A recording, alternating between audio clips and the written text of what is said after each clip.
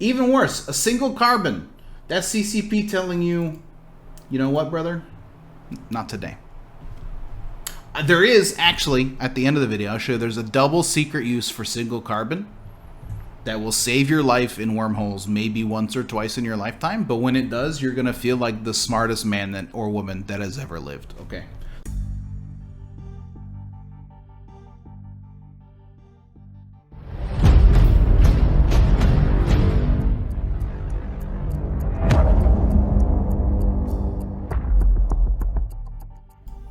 Hey guys, There's from the future here. Just wanted to drop in and say, halfway through this video I realized I was not recording my mouse's position in OBS. But thankfully Eve's UI is pretty good about highlighting UI elements that your cursor is over. So I think it's pretty clear what I'm doing. If there's any questions, drop them in the comments. I'll be sure to get those answered, and I'll be sure to not have this issue again in the future. Thanks for stopping by. Alright, welcome everybody. So we're going to do little tutorial on how to get started with hacking your relic and data sites to make some relatively low stress good ISK. Obviously the more dangerous of a place you try to do this, the usually better the payout. So the first thing you're going to want to do is open up your probe scanner. So you can either do that at the bottom here under your scanners menu. Your directional scanner there, probe scanner there, or default shortcut is Alt and P. That's usually what I use. So you'll get this menu here.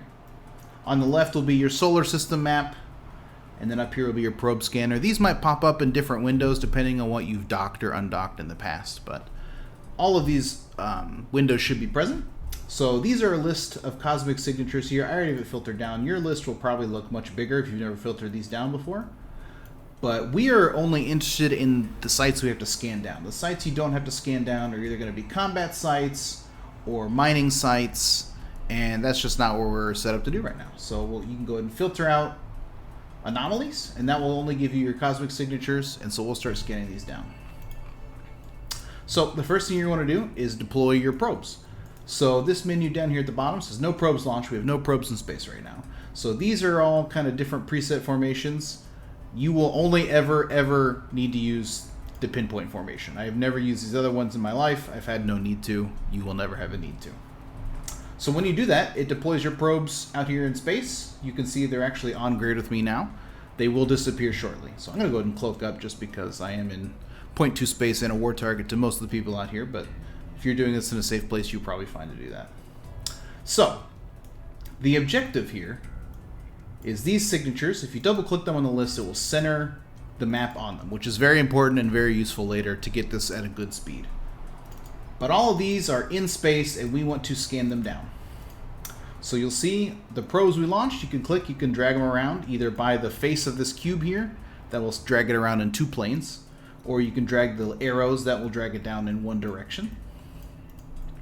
So click and hold left mouse to rotate, click and hold right mouse to pan around. But most of the time, I'm just double clicking on things to center it.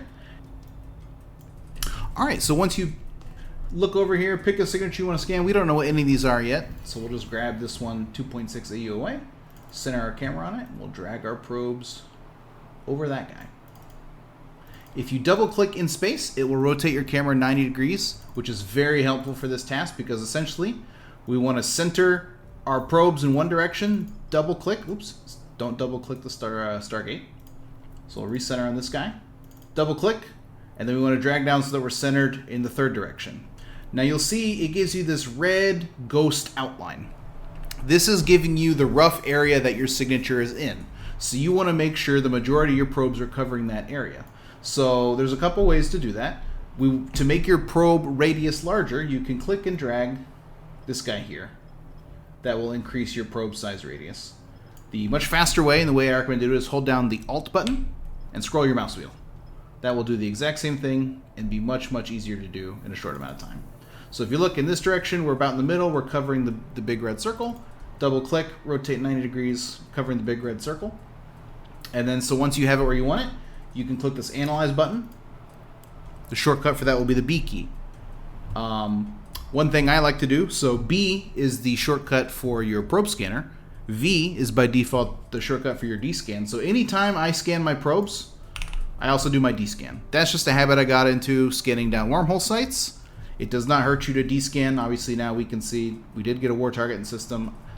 Very low population system. I doubt he's here to find me specifically, but if he comes nearby, I'll know he's here. I just hit the B key again, so I just scanned the exact same spot we did earlier with our probes. That's okay. So you'll see we get a progress bar next to all these signatures. So our first scan was a pretty wide radius, so we kind of touched all of these. I tend to just take one signature and focus on it until I scan it down. Some people have different methods, but we were on this one, so if I double click, it'll center us back on that. And now, to find the signature, you need to progressively tighten down your probes so that they have higher resolution and we can actually locate it down. If I just kept scanning this spot with an 8 AU radius, I'm never going to find it. It's not going to be close enough together to triangulate the actual position. So I kind of have some rough internal guidelines of the radius. To be safe when you're first learning how much progress means how much radius, just go down by one size every time. So hold down, go down by one size. Center it up there. Double click. Center it there. BV. Wait. Depending on how good your fit is and how good your scanning skills are, this could be very, very quick, or it could take a long time. The Capsuleer event sites right now are pretty easy to scan down, so you might, after your 4 AU scan, already know where it is. But most sites are not going to be that fast.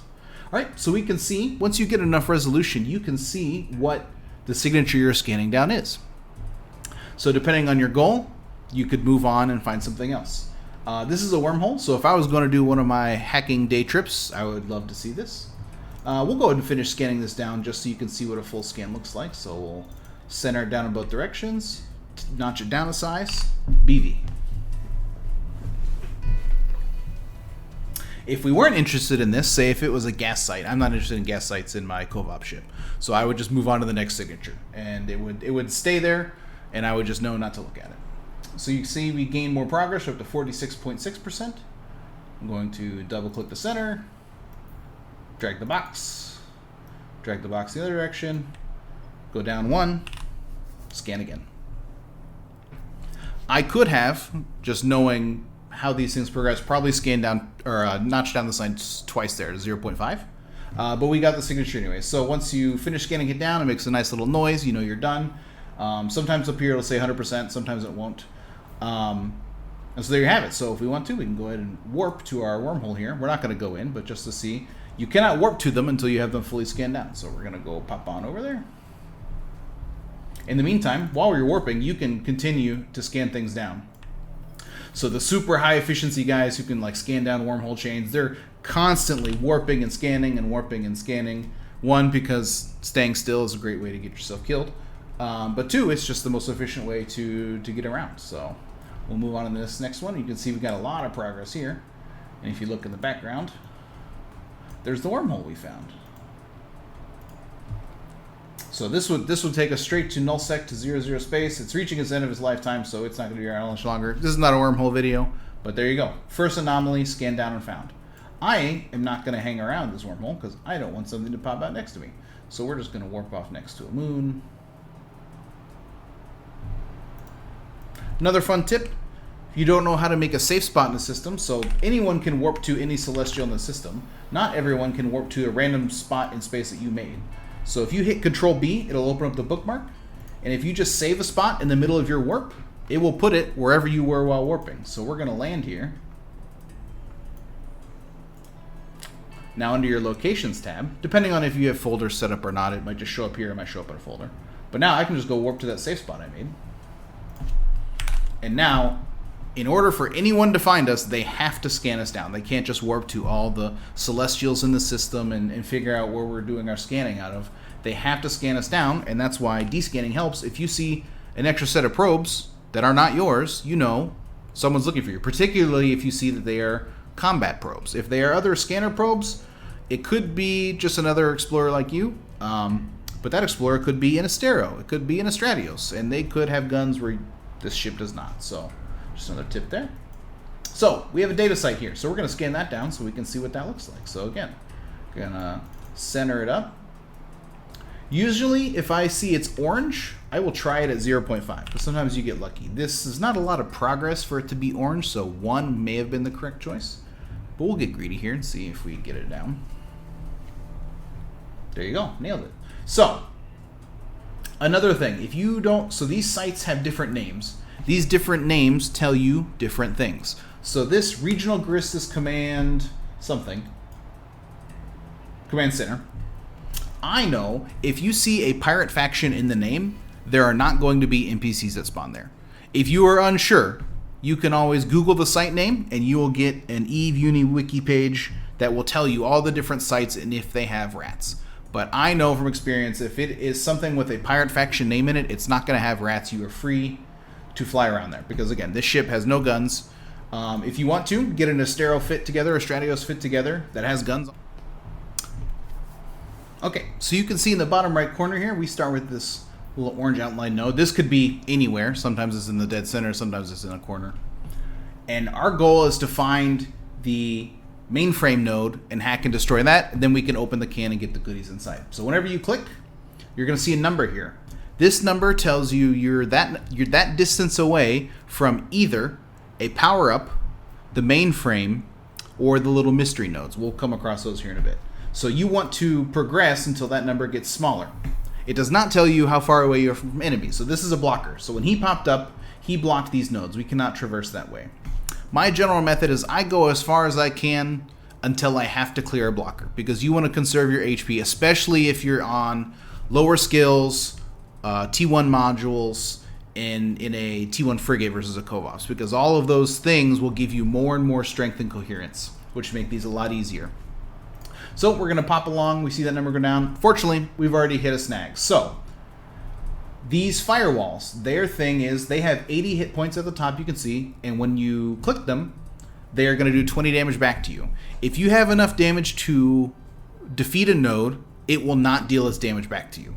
So this has 80, it deals 20 damage. We deal 40 damage apiece. So it's going to take 2 clicks to kill it, but it's only going to hit us once. So we're going to go from 110 to 90 here. And then we're going to click it again, but we're going to stay at 90 because it's gone now. That's the entire minigame. So after that, it's all about strategy. So there's this thing called the rule of 6 where, oh goodness, okay, before I get ahead of myself, we'll go through all the different subsystems. So this antivirus, its thing is it has low HP, it only has 50 HP, but it deals 40 damage, which is quite a bit, especially on lower skills. This one is a menace to society. You see this man, you obliterate him, okay? These restoration nodes, what they do is every time you do anything, if I click on to move around, I attack something else, I attack it, it's going to randomly increase the strength of something else on the map. So if you see these, you need to get rid of them ASAP because they're just going to make your life harder. So again, this one has 80 HP, it only does 10 damage back to us, but if you look, this thing is going to go from 50 health to 40 damage to 70 health, 40 damage. And so if we let this go again, it would go to 90 health, 40 damage, and that means it would take a whole extra click to kill that, and that's absolutely what we don't want. So we're going to get rid of this guy. We're going to continue to bop along. So I kind of do vibes-based directions. I usually shoot to the opposite corner from where I started, and then from there we feel it out. So that one just said one away. So we know this node, or this node is either a power-up, a mystery node, or the mainframe. The mainframes tend to be along the edges, but that is not 100% true all the time, but it's kind of a good rule of thumb. The other good rule of thumb is they are not typically within 8 spaces of your starting area, so that's why I always kind of head to the opposite corner and work from there. So we click, this is a power-up. So this is a utility subsystem. So what this guy does is it shields us from 2 attacks, period, no matter how much damage they do. So, as an example, this thing has 70 health, 40 damage. We're at 80. If you click this to activate it, you can see it's blinking now. This would normally do 40 damage, but if I attack, we're still at 80. The other nice thing, so now it has 30 hit points. We deal 40. So when I click this, it's not going to hurt me back, but it's also not going to consume a charge of our shield because it never gets a chance to attack us to begin with. So, clicking along. There's another one. So again, we're going to click it. We're not going to take damage. That's going to go away. But I would click this again, and it's gone. So, we're 1 away. So, this is got to be our mainframe. So the mainframes are these. They have no special rules. They usually have a bit of extra beef to them, but really not that much, and they don't do that much damage. So I'm just going to click, get rid of it, and now we're done. Hack successful. We'll open our cargo, get our stuff inside, and we can go on to the next one. So for normal hacking sites, you can fail a hack once. If you fail the hack twice, your can blows up. So If you hack it once, it's fine. Collect yourself, deep breath, and then you'll go again. Sometimes you just kind of get screwed, and that's the way things work. But in Eve, we're looking to hit our average returns and not necessarily bank on the extreme highs and extreme lows. So we'll detarget this guy, and we'll just go to our next one. If they're far enough away, I'll micro warp drive, bounce over there. But since these are pretty close, we'll just kind of slow boat over there. I'm not worried about it, especially there's nobody here to be afraid of. So we'll just mosey on over. And actually, while you're going over there, you can scan them all. I should have scanned these all already, but we were talking. We were having a good time. All right, good thing we scanned. This can has absolutely nothing in it. So I'm going to detarget it and forget it ever existed. So we'll scan this one over here. That one has 330K. Not terribly interested, but we'll keep it just to show more scanning later, and we'll see what this guy has. Even worse, a single carbon. That's CCP telling you, you know what, brother? Not today. There is actually, at the end of the video, I'll show you there's a double secret use for single carbon that will save your life in wormholes maybe once or twice in your lifetime, but when it does, you're going to feel like the smartest man or woman that has ever lived. Okay, so we're going to get this carbon because it's going to teach a valuable lesson. All right, within 6K, so I'm going to start hacking this bad boy. See if we can find some other examples of stuff we have not seen before. So you can see not all hacking cans are created equal. The firewalls in this one only have 40 HP. I deal 40 damage. I can click on these as much as I want, and I'm going to kill them before they hurt me. That is the benefit of training up your hacking skills and getting your T2 modules, as they make things a breeze. Okay. These data caches. These are a trap and should only be clicked in the most dire of circumstances. What they do is you have a 50-50 chance of this being a power-up or an enemy node. And what that actually means, especially if you're familiar with the XCOM franchise, it is a 90% chance of being a bad guy and a 10% chance of helping you. So you see, I have 2 on the map right now. Okay. We made the odds that time. It's because I'm filming, I promise. So that's what those do. There's our mainframe. We're going to double tap him, get our 1 carbon, and be sure to stick around so I can show you how valuable that carbon really is. We'll go ahead and hack this guy over here for practice. Now, we just went to the first site we hacked. It's really up to your preference. I tend to scan down everything in a system, especially if it's a pretty low activity. Then I will go run the sites. But again, it's entirely up to preference. It doesn't actually matter. It's probably maybe slightly more efficient to scan them all down so you're not changing windows back and forth. But if you see something you get excited about, especially if you see a name of a site you've never seen before, you look it up on Eve Uni, and it's like, this is a ghost site. Calm down. Look it up. Those can be worth millions and millions, hundreds of millions of ISK.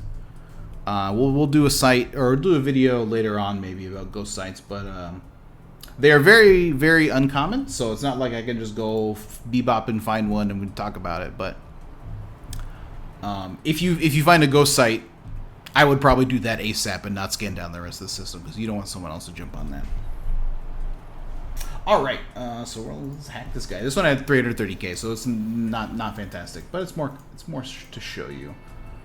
As the hacking cans get harder, there's a more diverse set of nodes that can show up. There's only one that we have not seen yet. This one doesn't look like it's going to be hard enough for us to encounter. Okay, so this is a self-repair node. So what this will do is anytime you move or attack, after you're done, it's going to repair you by 10. So there's, in my opinion, no use in saving these for later because you can heal above your starting amount. So I use them right when I see them. Everything else, every other power-up I get, I will save until I absolutely need to use them because you don't want to need them and not have them anymore when you wasted it, scouting out a branch you didn't even need.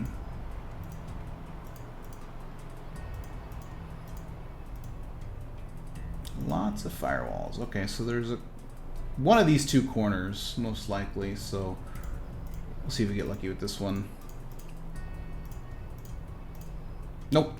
So it's probably going to be right there is my guess. Nope, not right there. Right here. Right there. So double tap him. We're done. Okay. So now the site is done.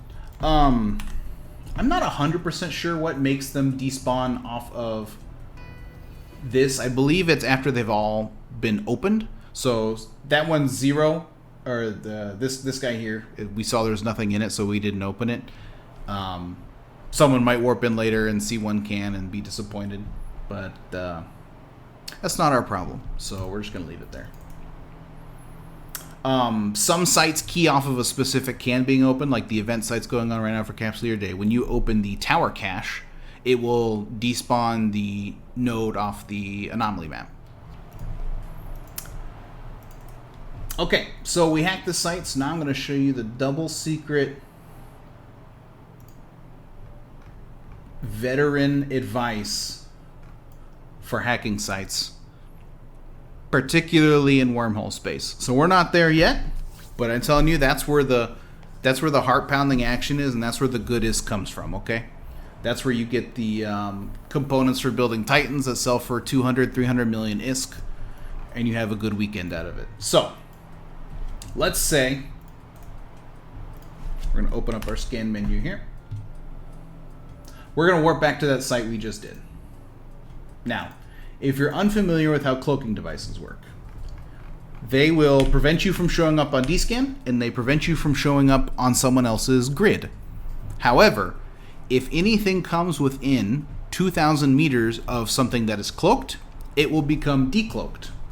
So you might see gate camps a lot of the times with a big cloud of drones all around the gate camp.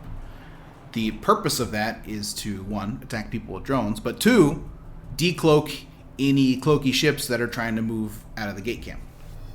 What you can do, if you don't know if there's someone else in the system following you, cloaked up, whatever, you have this handy carbon. You're going to click it in your cargo hold. You're going to drag it into space. Probably have to decloak first.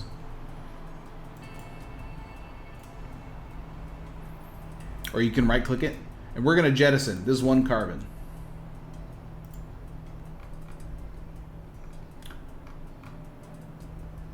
Again, my new overview doesn't show it, but there's our cargo container.